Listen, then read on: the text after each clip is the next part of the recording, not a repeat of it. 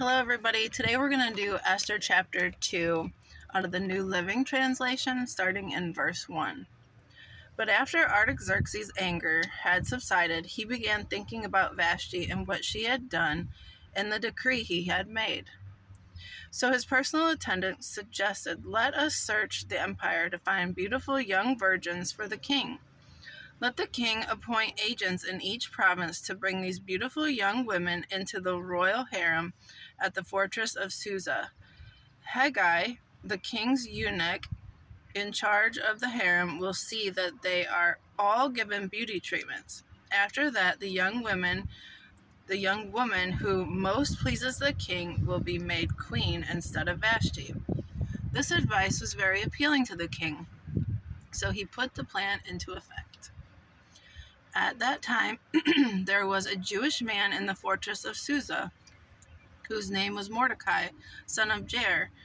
He was from the tribe of Benjamin and was a descendant of Kish and Shimei. His family had been among those who King Jehoiakim of Judah had been exiled from Jerusalem to Babylon by King Nebuchadnezzar. This man had a very beautiful and lovely young cousin, Hadassah, who was also called Esther.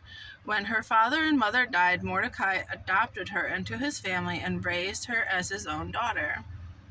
As a result of the king's decree, Esther, along with many other young women, was brought to the king's harem at the fortress of Susa and placed in Haggai's care.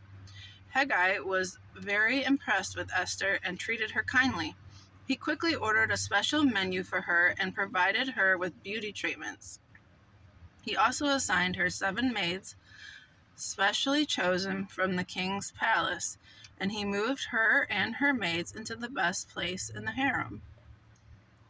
Esther had not told anyone of her nationality and family background because Mordecai had directed her not to do so. Every day, Mordecai would take a walk near the courtyard of the harem to find out about Esther and what was happening to her. Before each young woman was taken to the king's bed, she was given the prescribed 12 months of beauty treatments, 6 months with oil of myrrh, followed by 6 months with special perfume and ointments. When it was time for her to go to the king's palace, she was given her choice of whatever clothing or jewelry she wanted to take from the harem. That evening, she was taken to the king's private rooms, and the next morning she was brought to the second harem, where the king's wives lived.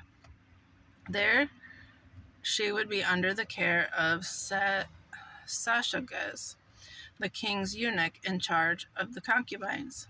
She would never go to the king again unless he had especially enjoyed her and requested her by name. Esther was the daughter of Abihail, who was Mordecai's uncle. Mordecai had adopted his younger cousin Esther. When it was Esther's turn to go to the king, he accepted the advice of Haggai, the eunuch in charge of the harem. She asked for nothing except what he suggested, and she was admired by everyone who saw her. Esther was taken to King Artaxerxes at the royal palace in early winter of the 7th year of his reign, and the king loved Esther more than any of the other young women. He was so delighted with her that he set the royal crown on her head and declared her queen instead of Vashti. To celebrate the occasion, he gave a great banquet in Esther's honor for all his nobles and officials, declaring a public holiday for the provinces and giving generous gifts to everyone.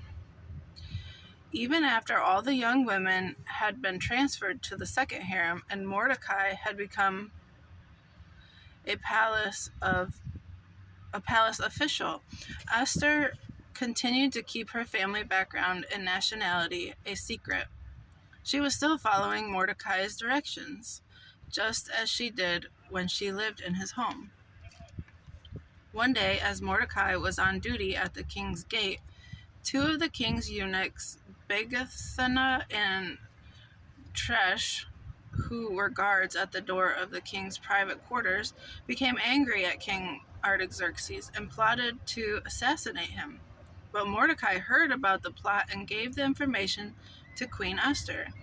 She then told the king about it and gave Mordecai credit for the report. When an investigation was made and Mordecai's story was found to be true, the two men were impaled on a sharpened pole. This was all recorded in the book of the history of King Artaxerxes' reign.